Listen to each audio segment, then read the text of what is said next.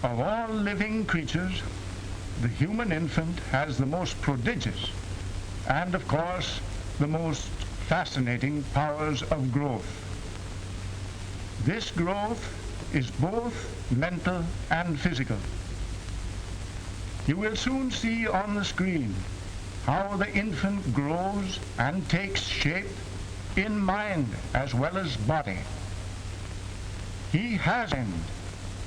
He has intelligence, feeling, will, personality. He has an inborn individuality governed by natural laws. We need a better understanding of these laws, and then we shall have a more adequate appreciation of the psychological importance of infancy. The social and economic costs of mental abnormality have now become so heavy that science is literally compelled to investigate those early life forces which determine the patterning of human behavior. We cannot manage our complex civilization unless we build firmer foundations of mental health in infant and child. Parent, nurse, doctor, and scientist all have a part to play in the protection of the mental welfare of the infant. One of the great tasks of medical science is to penetrate into the nature of human personality and into the conditions of mental health. In our clinic at Yale University, we have for many years been studying the mental growth of normal infants. Our purpose is to establish a baseline as a line of reference for the diagnosis of the mental characteristics of the infant in their early formative stages.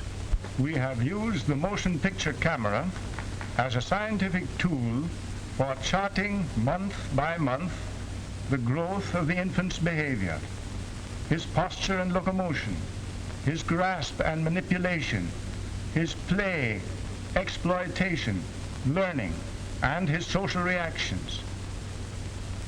The cinema is an ideal tool for making visible the forms and the structured essence of the mind.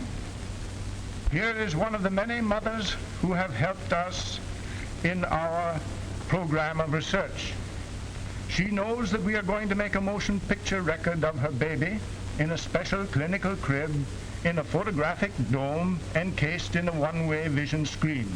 Here is a clinical crib and the infant-sized Morris chair in which the baby will sit during part of the examination. And here are the pockets at the end of the crib which contain the psychological test materials to be used in the developmental examination. The mother now takes her baby into the photographic dome, a glimpse of which is now before you. The baby is 16 weeks old, and already our observations have begun. This, remember, is a 16 weeks old infant. How does the infant react to the dangling ring? He gazes at it, slashes arms and legs, closes in, and finally seizes it. A primitive form of prehension, typical of 16 weeks maturity. A significant behavior pattern testifying to normal growth. The camera permanently records the growth of all these behavior patterns in the sensitive cinema film. The records of the patterns are stored away in this film for future reference. The film has an infallible memory, and the patterns can be restored to life by threading the film upon a specially designed projector. This projector throws the image of behavior upon the viewing glass of the desk. Here, for example, You see again that bit of 16 weeks old behavior in the presence of a dangling ring. The image may be studied at leisure and in great detail. Even the attitude of the baby may be traced with a pencil for detailed analysis. In this manner, we make the growth of behavior patterns visible for systematic and comparative study. Let us turn back to an infant boy at the age of 12 weeks and see what patterns of behavior are revealed in test situations. First, a simple postural test. When he is pulled to a sitting position, his head lags and drops forward. His back curves.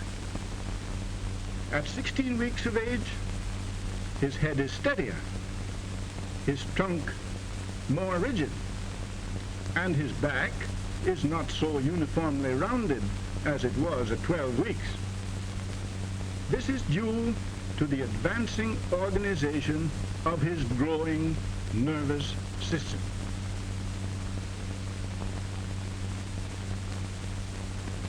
At 20 weeks, he erects his head nicely when he's brought to the perpendicular position. He can move his trunk slightly and can sit a moment without support when he is allowed to lean forward. Interesting changes in the course of its development. By means of animated diagrams, we shall briefly delineate the transformations which occur during the prenatal period. The anterior limb bud first appears. Then 5 knob-like structures resembling the human fingers take form. This development proceeds rapidly, and during the first 12 weeks, the beginnings of the forearm and fingernails become evident. The configurations then rapidly change, and long before birth, the hand becomes well-defined and even active. Growth continues, but 8 weeks after birth, the hand still retains some of its prenatal characteristics. The infant cannot yet lay hold of the physical world. His hand is almost a useless organ. It remains for the most part fisted, night and day. Consequently, the movements of the fingers are limited and non-adaptive. But at 24 weeks, the fingers are open. The fist has unfolded. The fingers play in a lively manner and curl over every object they touch. Slender objects like a spoon easily become entangled between the fingers. But the patterns of prehension and manipulation have clearly elaborated. Note the infant's reaction to the cube. He grasps it when it is. He is now well beyond the stage of mere corralling. Now observe the patterns of behavior in the 2-cube situation at 24 weeks. The examiner has placed 1 cube in the infant's left hand and has presented a 2nd cube. The infant holds the first cube but gives only momentary and secondary regard to the 2nd cube. He transfers, chews, bangs the cube, but he confines his attention chiefly to 1 cube. Even in the multiple cube situation, these patterns of behavior persist. He grasps 1 cube and gives only fleeting heed to the several cubes before him. He remains preoccupied with the cube in hand.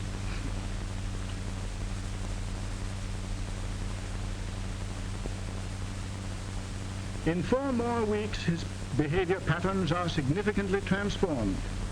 At 28 weeks, in addition to holding the first cube, he grasps the 2nd one as soon as he sees it. and he holds both cubes. He even brings the two cubes together sketchily. He inspects one, and then the other, and then both together. His attention as well as his grasp takes in two cubes. By double or coincident projection, the two age levels are now brought into comparative view. The pictures have been slowed to half speed, so you can divide your attention equally between them. You may make your own comparisons and draw your own deductions. The difference in complexity of these two sets of behavior patterns represents 1 month of mental growth. It is quite evident that time visibly transforms the patterns of prehension and manipulation.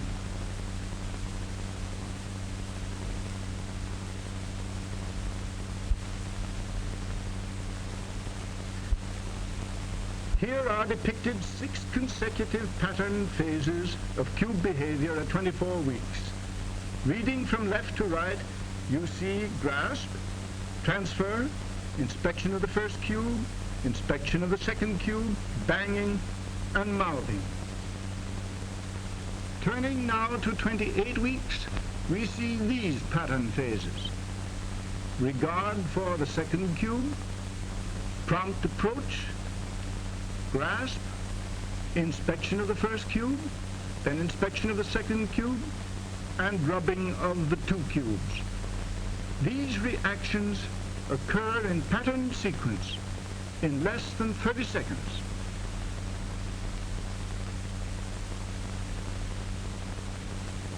The patterns of prehension change visibly every month. This comparative view depicts the infant's manual patterns at 28 and at 40 weeks. At 40 weeks, he sits independently. He no longer needs the examining chair. He brings two cubes into constructive relationship. Let us examine more closely his patterns of behavior at 40 weeks. Finger and thumb are coming into definite opposition. And when a third cube is presented, he manages even to hold 3 cubes at one time. The index finger now takes a leading part in manipulation. Take particular notice of this index finger. He at once pokes the tip of the handle of the bell with his extended finger. He rotates the bell, rings it, presses it forward, holds it at different angles. He is under an irrepressible impulse to pry and to poke with his index finger. This is a significant, well-defined pattern of behavior, a very deep-seated pattern, which asserts itself again when a tiny pellet is presented. Once more, the index finger projects.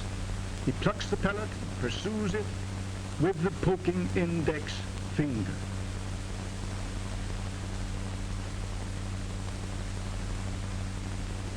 And when pellet and bottle are presented, again the poking index finger comes into prominent play.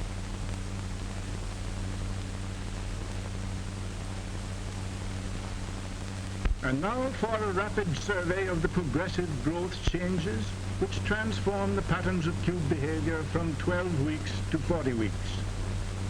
At 12 weeks, simple regard for a cube. At 16 weeks, incipient approach.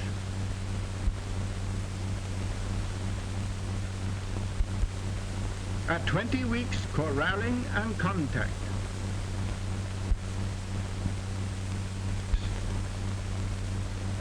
At 24 and 28 weeks, direct approach and grasp. At 40 weeks, exploitive combining of the two cubes. These growth changes continue with each passing month.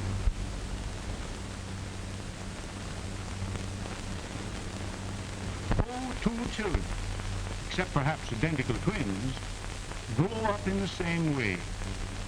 Some learn to stand and to walk early, others late, but all are very likely to pass through similar stages.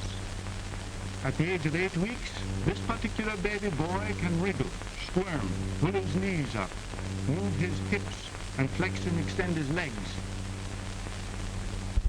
4 more weeks, and he still wriggles. He cannot pull his knees forward nor lift his hips as he did in the water. Notice that he lies flat, but he rears his head higher and keeps his arms a little straighter. At the age of 16 weeks, he assumes a frog-like posture, appropriate enough for the water.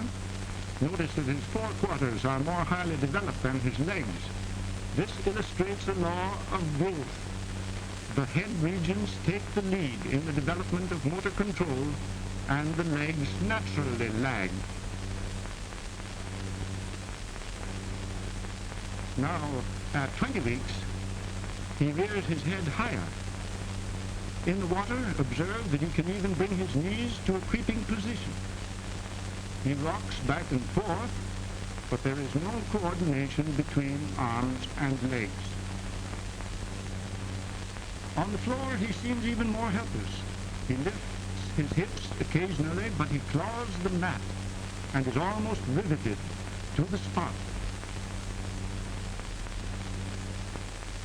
But even at 24 weeks, he is laying foundations for the future. When held by his mother, he supports a little weight, makes a few stepping movements. He holds his head and trunk upright, indicating growth toward an erect posture.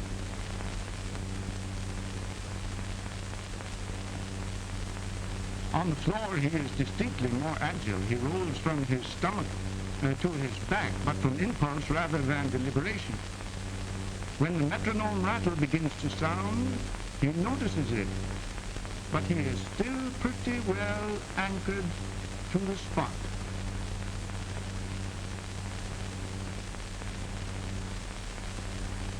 Four more weeks passed. Last month, you recall the baby rolled from stomach to back.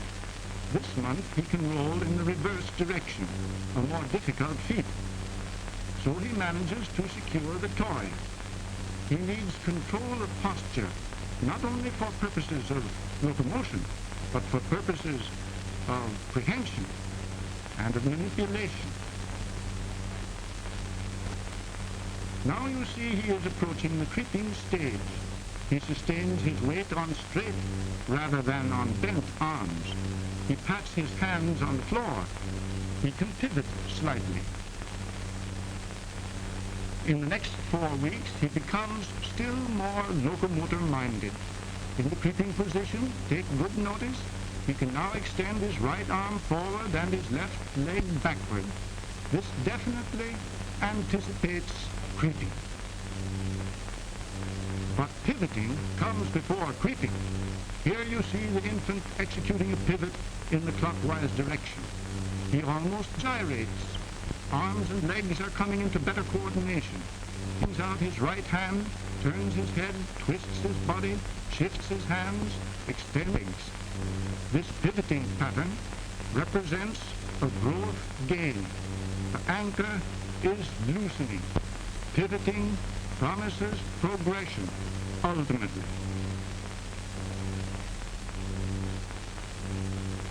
Four more weeks bring him to the verge of creeping.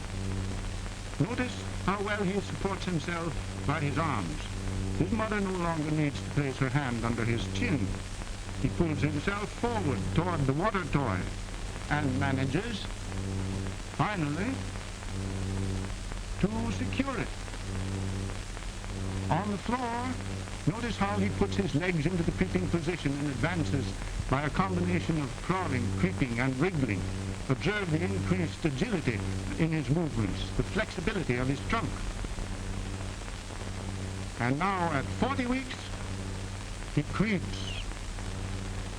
He goes directly for the rattle and renews his inveterate manipulation.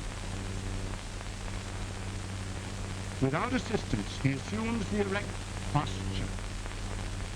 He cruises around his pen by a combination of clambering and sidestepping. Cruising, is an intermediate stage between creeping and walking. Both in cruising and in creeping, the hands are still used for locomotion. When he feels the tingle of the grass, he goes completely on all fours. His hands become feet, and you have a classic example of quadrupedal locomotion, creeping on all fours. Notice at the age of 44 weeks how versatile his postural behavior has become. See how he changes rapidly from one attitude to another. Already he is less engrossed in pure locomotion. He sits, he kneels, he stands, but never does he cease to exploit all objects within his reach.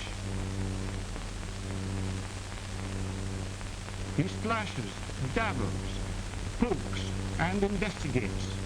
Constantly he brings his abilities into correlation. Posture, prehension, locomotion, and adaptive behavior grow together. He does not develop first one ability and then another. He grows as a unit. Nature sees to it that he brings your abilities into ever-advancing combinations. On the floor, he is far from helpless. He pivots and reaches his goal. Notice the screwdriver action of his wrist and forearm.